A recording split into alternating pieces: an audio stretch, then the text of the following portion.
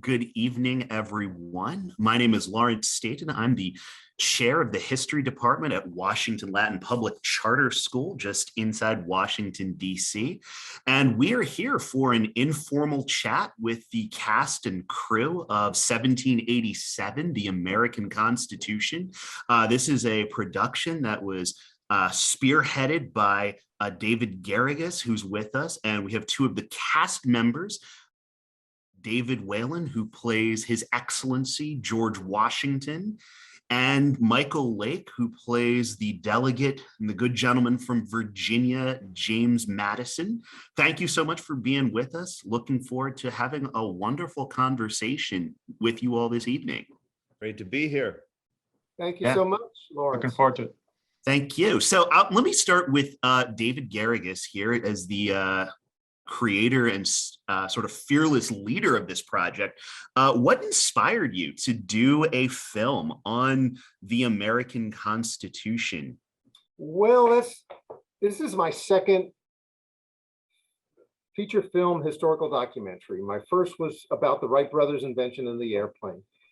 And it's kind of the same creation story. I'm really attracted to these creation stories of one day there's nothing, and then after all this grueling hard work, they create something out of it. I think that's pure joy to me to learn about those things and to tell those stories. It's really the story that excites me, and it's something that I didn't know about, the 1787 story about how the Constitution was created. And I figured, hey, if there's an interesting story there, I want to be the one to tell it. But, specifically as a filmmaker, why 1787 as opposed to, say, 1776? Well, it's the law of the land. The ultimate law of the land isn't the Declaration of Independence. So the Constitution is more of putting into action what the Declaration of Independence was talking about, right?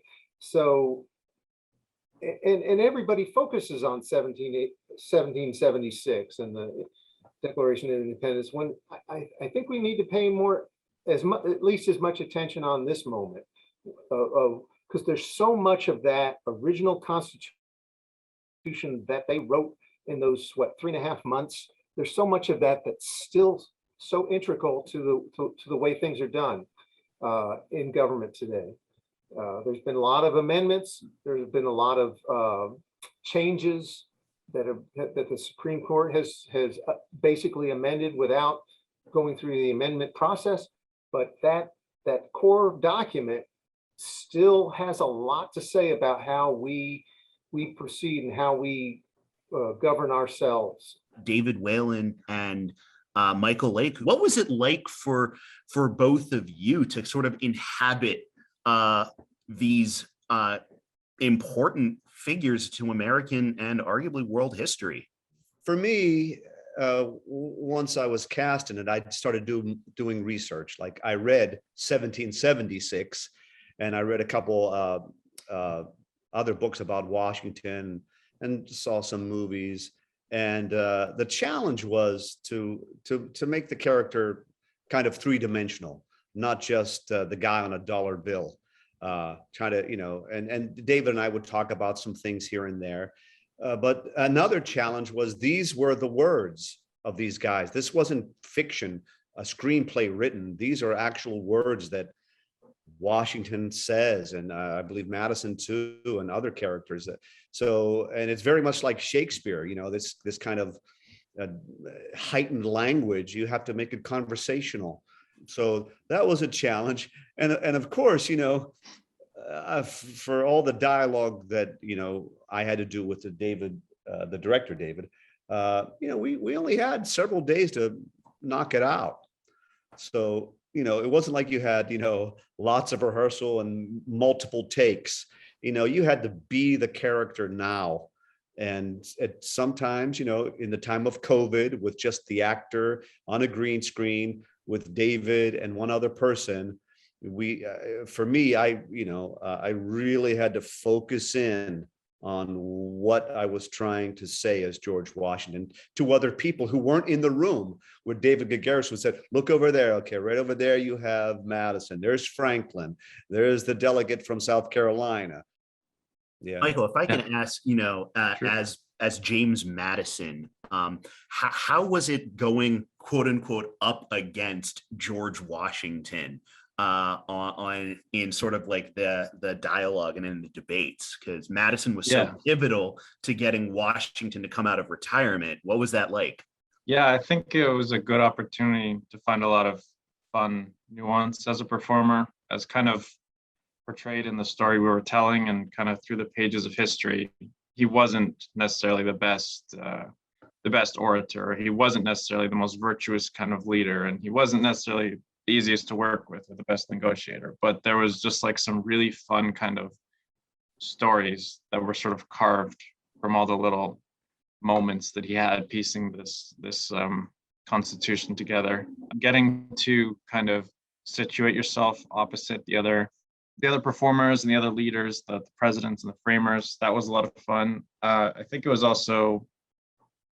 interesting just to kind of play Madison as a very sort of just maybe not flawed is the right word, but just very kind of complex and ever kind of shifting, ever kind of manipulative. Like, I found a lot of fun nuance in his character trying to get his goals done. And I think it was a very interesting time in Madison's life, because he did eventually become the fourth president. But I think in these days he was sort of really struggling to find his footing as someone in power, giving your character a very clear kind of motive that you get to kind of paint onto every scene. David Willen, you can jump in here as with the kind of like the follow-up. As you researched these men and portrayed them, did anything about them surprise you? Was there anything that you found was like, wow, that's really surprising to learn? And how did that affect your portrayals?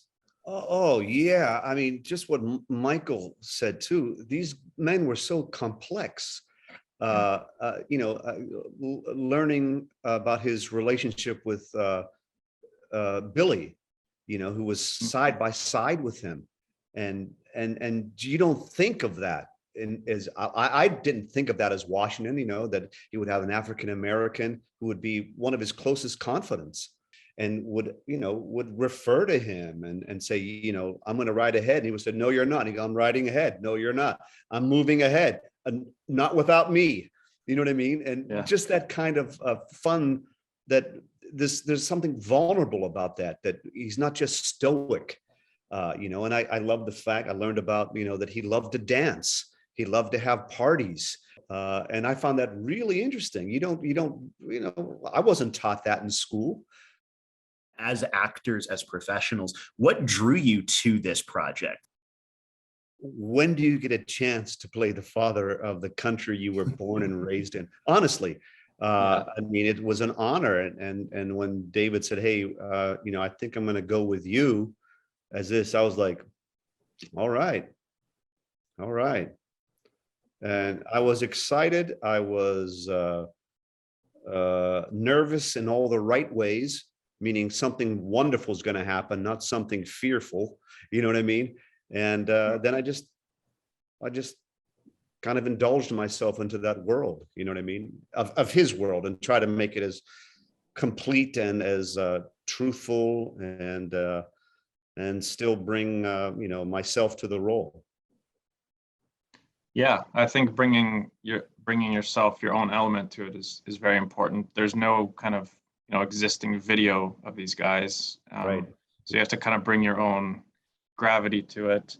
You can study up on them, and that's kind of what drew me personally to it. I think I love knowing as much about a character as I possibly can, and when the character is a real person, there's lots and lots of really fun research you can do. You can just knowing everything you can about that person kind of informs the way you play them. But yeah, absolutely, to what David was saying, you get to infuse a little bit of your own personality or character type in there, and it just makes for a really fun experience. Was it challenging, not necessarily quote unquote having a script. You're using actual words and the speeches and diaries, stuff that might not necessarily have been intended to be sort of performed out loud for an audience to hear. Yeah, I really liked the challenge of that because in learning it, I felt like you had a certain responsibility to really understand what everything meant and what everything kind of meant, even in context. So I think we did get to do some fun, kind of unconventional ways of delivering that dialogue. There are lots of moments where we speak directly to the camera. There are lots of moments where we're kind of cut in with narration and that kind of stuff. So I feel like David's script made a very interesting and kind of effective use of all the text that we had. The thought of that never left in my mind, that we were saying the real words that these guys wrote. I was like, we have an incredible responsibility to kind of do this well. It's an unusual project. I think of it as a hybrid between a dramatic narrative film and a documentary. I think it's every bit that. You don't see this very often, where you have true actor performers delivering it side by side with these historians talking about why they're saying that, what they just said. Most of the time in documentaries, you either have a voiceover. I mean, that's the favorite of Ken Burns, where you have a voiceover of these historical figures. But to see an actor inhabit that person and bring them to life, and I'm quite proud of the results we're getting. Let's talk more about that. Why the choice to use the actual words and the actual text, as opposed to doing the sort of traditional, voiceover narrative? Why that choice? Well, because it's a visual medium. What are you going to show? What really survived from that era are the words on the pages, the notes and diaries and the speeches. That's what survived. Newspaper articles about the speeches. So that to me drove the way to make the film, by putting the framers in the hands of actors. I just think that's the best choice to try to give insight into what this was really like, have some really wonderful performers bring it to life. That's why I made that choice. Some of the dialogue, Lawrence, even though we say it's kind of archaic or written 200 years ago, some of it could be said today about the trying times. Like I forget one of the lines, but it was like, never was there a day more dark than today, and never, and it just reminds me of January, probably the morning of the 7th, that I would have said something like almost exactly what Washington said. I don't know. I can't seem to recall it, David. Do you know that one line where like never day dawned more favorably than ours did, blah, blah, blah. And yet, yeah, I couldn't, yeah, I couldn't recite it myself. yeah, but it was, and that was kind of fun. And as Michael said, when the dialogue is that present and still alive, it's easy for an actor to say, this is what it means to me, David Whalen, spoken as George Washington. So I have a personal connection to the material that George must have had at that moment when he said it, which didn't feel like acting. It felt like being. Michael Lake, any last thoughts that you had? I think something really kind of special about film is knowing that it's going to be around. That's the staunch difference between any other kind of artistic form like theater or anything. Just knowing that your film is always going to exist. I think that's very, very cool. And now the knowledge that the words of the framers are always going to exist in this medium, I think that's very important. Hopefully that'll be very important for generations of people who watch this movie. So yeah, I'm just very honored and to be a part of it, and I had the most wonderful time working on it. Well, we just want to take this opportunity to thank all three of you for spending part of this day with us. We really appreciate sharing some of the insights into the making of 1787, the American Constitution. And, we hope all of you watching, take some time to enjoy the work that these actors have done and the work of the cast and the crew. And we hope you enjoy 1787. So thank you so much for joining us. Thank you. Thank you. Thanks for having us. Thank you, David and Michael. Appreciate it.